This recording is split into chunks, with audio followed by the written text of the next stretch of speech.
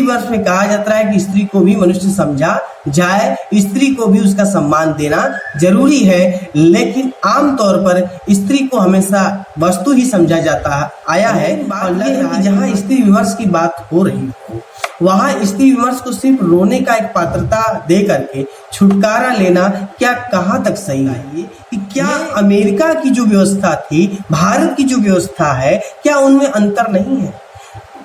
लोकतंत्र वहां है, लोकतंत्र यहाँ है, लेकिन उनमें इनमें कितना अंतर है?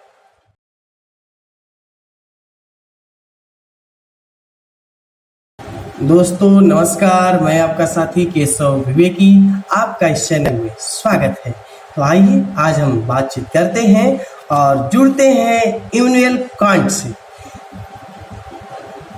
देखिए, इमैनुअल कांट जो है एक स्त्रीवादी विचारक थे। इन्होंने कहा, मेरा ख्याल है कि महिलाएं सिद्धांतों पर नहीं चल सकती। इन्होंने कहा कि मेरा ख्याल है कि महिलाएं सिद्धांतों पर नहीं चल सकती, वे प्रधानतः अपनी भावनाओं से संचालित होती हैं। वे प्रधानतः अपनी भावनाओं से संचालित होती हैं। तो कहीं न कहीं कांट सही कह रहे हैं, और यदि गलत कह रहे हैं या फिर मैं इनका उदाहरण लेके आया तो मैं गलत हूं, तो आप कमेंट कर सकते हैं, क्योंकि स्वतंत्रता है। और कहीं न कहीं खास करके स्त्री विमर्श नारीवाद पे चर्चा करने वाला व्यक्ति हमेशा घेरे में खड़ा होता है, और अगर स्त्री खुद अगर इस पे बात करती है तो लोगों की जहन में शंका की प्रवृत्ति और बड़ी हो जाती है। क्योंकि वास्तव में स्त्री विमर्श में कहा जाता है कि स्त्री को भी मनुष्य समझा जाए, स्त्री को भी उसका सम्मान देना जरूरी है, लेकिन आमतौर पर स्त्री को हमेशा वस्तु ही समझा जाता आया है। और लग रहा है कि आगे भी ऐसा ही होगा, जब तक खुद पे पड़ती नहीं है ना, लोगों की सुलगती नहीं है। मैं क्या कह सकता हूँ? तो आपने थंबनेल में देखा कि स्त्री विमर्श को नारीवादियों का रोने का विमर्श क्यों कहा जा रहा है। भाई, ये बहुत ही बड़ी बात है कि स्त्री विमर्श को नारीवादियों का रोने का विमर्श क्यों कहा गया। क्या इसका किसी के पास जवाब है? हो तो कमेंट करिए। वास्तविकता ये है, सच सच बात जो है कड़वी कड़वी होने लगती है जब बात स्त्री की हो और बात पुरुष से निकालने की हो, तो वहाँ बात पेचीदा और पेचीदा होने लगती है। अब देखिए, आमतौर पे एक पुरुष से एक स्त्री के सम्मान की चर्चा की जाए तो वो यही कहेगा कि क्या मैं उसके हक के लिए नहीं लड़ रहा, क्या मैं उसके लिए करके नहीं दे रहा हूँ। ये तो अलग बात है, जिम्मेदारी है तो करना ही पड़ेगा। लेकिन बात यह है कि जहाँ स्त्री विमर्श की बात हो रही हो वहाँ स्त्री विमर्श को सिर्फ रोने का एक पात्रता दे करके छुटकारा लेना क्या कहाँ तक सही है?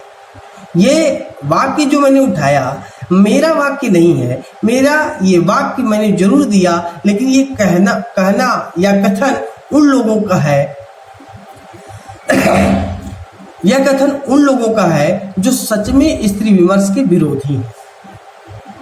उन्हें ये लगता है कि स्त्री विमर्श को चलाने वाले, स्त्री विमर्श को मानने वाले, नारीवाद को लेकर चलने वाले लोग, इनका काम ही है रोते रहना।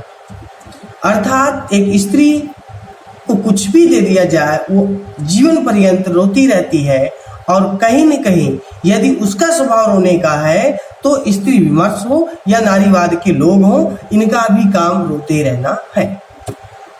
अब इसके पीछे हम कभी ये तटस्थ होकर के न देख सकते हैं, ना ही सोच सकते हैं, ना ही हम कल्पना ही कर सकते हैं कि वास्तव में एक बच्चा अगर रोता है तो उसके रोने की वजह हम खोज लेते हैं, और एक व्यक्ति समाज में रोता है, उसके रोने के पीछे, उसके तड़पने के पीछे, उसके जूझने के पीछे, उसके लटकने के पीछे हम कभी भी एक कदम भी पैमाइश नहीं कर सकते कि सच में पता लगाएं कि वो क्यों परेशान है।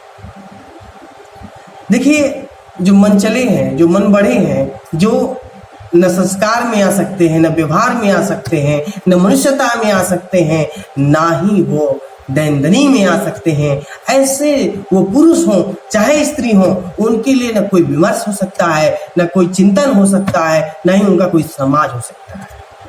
तो ऐसे पशुपतियों के पीछे हम क्यों पड़े? हम उस जागृत समाज के पीछे चलें या उस भीड़ को देख सकें जिसके लिए पूरा समग्र समाज कहलाता है। अब वहां आने के बाद हम ये बात करते हैं कि स्त्री विमर्श का यहाँ कितना ही उज्ज्वलता के साथ काम चल रहा है, स्त्री विमर्श को कितना दिशा दी जा रही है और कहीं न कहीं स्त्री के विषय में, स्त्री के जीवन को लेकर के एक जीवन को आयाम देने के उपलक्षता में कितने तरीके से काम किया गया। जैसे अभी अगर बात करें हाल ही की जो अमेरिका दौर पे हमारे प्रधानमंत्री जी गए थे, वहां जो है एक टॉपिक आया था, शायद सभी को याद होगा, अल्पसंख्यक को लेकर, माइनॉरिटी को लेकर, और वहां कहीं न कहीं चर्चा छेड़ते छेड़ते कहां से कहां लेके चले गए और बहुत से लोगों ने अपने अपने तरीके से उस पर टिप्पणियां की हैं, बातें की हैं। लेकिन सच ये बताइए कि क्या अमेरिका की जो व्यवस्था थी, भारत की जो व्यवस्था है, क्या उनमें अंतर नहीं है? लोकतंत्र वहां है, लोकतंत्र यहाँ है, लेकिन उनमें इनमें कितना अंतर है? क्या यहूदियों को या काले लोगों को वहां जो फ्रीडम मिला वो क्या एकाएक मिल गया, या फिर वहां की स्त्रियों को क्या एक साथ ही सारी चीजें दी गई हैं? भारत का संविधान और भारत की आजादी को अगर हम एक परिप्रेक्ष्य में देखें, 15 अगस्त 1947 की वो दिन जब हम आजाद हुए थे, और फिर वो दिन जब 26 जनवरी 1950, 1947 से 1950 का ये जो समय है, इसके बीच हम जो संविधान लेकर के आते हैं और जो बातें रखते हैं, उसमें स्त्री विमर्श के पक्ष में देखिए कि सारी की सारी चीजें वो जो उस समय दी गई, वो आजादी के पहले भले न हो, लेकिन आजादी के बाद से लेकर आज तक हैं। तो अमेरिका और भारत कि लोकतंत्र में बहुत अंतर है, और भारतीय विचारधारा में भी हमें ये समझ के चलना होगा कि कोई भी विमर्श रोने की विमर्श नहीं हो सकती है। कहने का मतलब ये है कि आंसू गिराने या नंगापन वाली व्यवस्था विमर्श नहीं हो सकता है। विमर्श का मतलब ये चैतन्यता से, विमर्श का मतलब ही है उठने से, निकलने से। हम किसी दौर में कैसे रहे हैं ये उतना मुद्दा नहीं है, जितनी बड़ी मुद्दा तो ये है कि बदलते दौर में हम कैसे रह रहे हैं। यदि आज हम अपने आप को बदलते समय में भी पशुता को नहीं छोड़ सके, बौद्धिक बीमारी को नहीं छोड़ सके, मानसिक जो कह सकते हैं अंदर से दुर्भावना है उसको अगर त्याग नहीं सके, तो फिर क्या है ये 21वीं सदी, क्या है ये मॉडर्निटी? सवाल उठ जाता है। और ये सवाल कतई गलत है कि स्त्री विमर्श को नारीवादियों का रोने का विमर्श क्यों कहा गया है, यह क्यों कहा जाना चाहिए? अरे कहना ही क्यों है भाई? मत कहिए।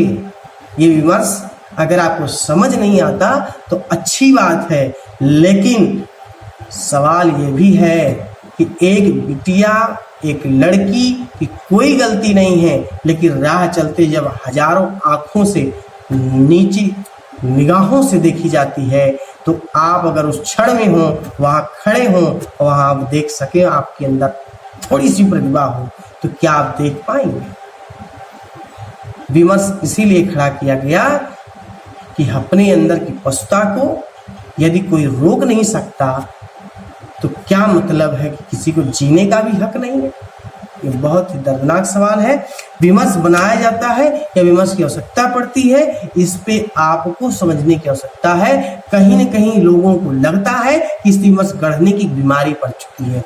नहीं भैया, ये बीमारी नहीं है, एक आवाज है जो ये कहता है कि आओ मिलकर बराबरी के साथ समाज को आगे बढ़ाएं और भविष्य का नव निर्माण करें। तो ये वास्तव में विमर्शवादी व्यवस्था तोड़ने की नहीं है, किसी को परेशान करने की नहीं है, बल्कि उठकर आगे चलने की और साथ साथ मिलकर रहने की व्यवस्था है। इसमें किसी के अंदर अगर दुर्भावना इसके प्रति है तो अपने आप को समझ के चले कि वह कितना सच्चाई के साथ खड़े हैं। और रही बात, एक टॉपिक है कि चिंतन के आरों को समझे स्त्रियां, तो कहीं न कहीं महिलाओं के प्रति भी एक संवेदना है कि वो अपने आप को समझ के चले कि सही क्या है, गलत क्या है। जैसे निर्णय लेने के तरीकों में अगर आप हर एक बात, हर एक चीज जब दूसरे के हवाले करके चलती है तो आपका ही नुकसान होता है। ऐसे में खोजना भी आपको है, सोचना भी आपको है, लड़ना भी आपको है, और हमेशा ये समझ के चलिए कि आपके परिपक्वता में भी कोई उतना ही साथ दे सकता है जितना आप खुद। इसका मतलब है आपको मजबूत होने की आवश्यकता है, दुनिया अपने आप मजबूत है। अगर आप चल सके तो जीवन में बदलाव संभव होगा। और मैं आज की इस बात को यहीं विराम करते हुए कविता एक पढ़ता हूँ छोटी सी, कैफी आजमी की। एक एक शब्द सुनिएगा और जीवन में ढूंढिएगा। कैफी आजमी कहते हैं, उठ मेरी जान, उठ मेरी जान, मेरे साथ ही चलना है तुझे, जिसमें जलता हूँ उसी आग में जलना है तुझे। जन्नत एक और है जो मर्द के पहलू में नहीं, जन्नत एक और है जो मर्द के पहलू में नहीं, उसकी आजादी रविश पर भी मचलना है तुझे। तू हकीकत भी है, तू हकीकत भी है, दिलचस्प कहानी ही नहीं, तू हकीकत भी है, दिलचस्प कहानी ही नहीं, तेरी हस्ती भी है, एक चीज जवानी ही नहीं, तेरी हस्ती भी है, एक चीज जवानी ही नहीं, लड़खड़ाएगी कहाँ तक कि संभालना तुझे है, लड़खड़ाएगी कहाँ तक कि संभलना है तुझे, लड़खड़ाएगी कहाँ तक कि संभलना है तुझे। आप सभी स्त्रियों का सम्मान करें, स्त्री वर्ष का सम्मान करें और सभी को मिला करके चलें, अच्छे समाज का निर्माण करें। बहुत बहुत धन्यवाद। जय हिंद, जय भारत।